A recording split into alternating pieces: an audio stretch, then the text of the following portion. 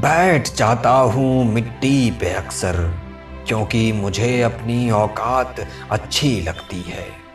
मैंने समंदर से सीखा है जीने का सलीका, चुपचाप से बहना और अपनी मौज में रहना।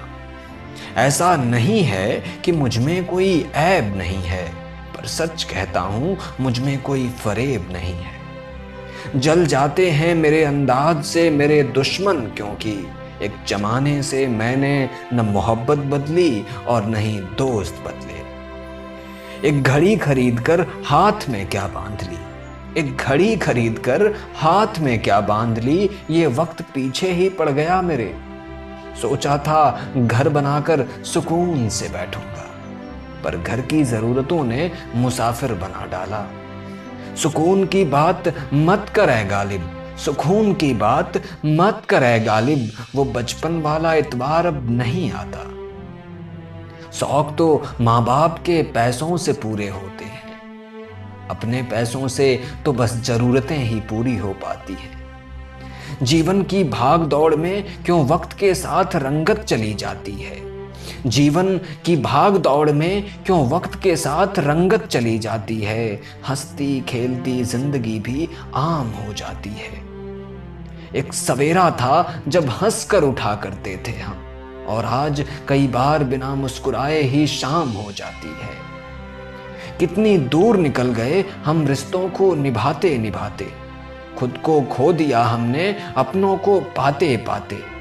लोग कहते हैं हम मुस्कुराते बहुत हैं, लोग कहते हैं हम मुस्कुराते बहुत हैं, और हम थक गए दर्द छुपाते छुपाते। खुश हूं और सबको खुश रखता हूं, लापरवाह हूं फिर भी सबकी परवाह करता हूं। चाहता हूं तो ये दुनिया बदल दूं, पर दो वक्त की रोटी के जुगाड़ से फुर्सत नहीं मिलती दोस्तों। महंगी से महंगी घड़ी पहन कर देख ली, महंगी से महंगी घड़ी पहन कर देख ली, फिर भी ये वक्त मेरे हिसाब से कभी न चला। यूं ही हम दिल को साफ रखने की बात करते हैं, पता नहीं था कि कीमत चेहरों की हुआ करती है। अगर खुदा नहीं है तो उसका जिक्र क्यों, और अगर खुदा है तो फिर फिक्र क्यों। दो बातें इंसान को अपनों से दूर कर देती हैं, दो बातें इंसान को अपनों से दूर कर देती हैं, एक उसका अहम और दूसरा उसका वहम।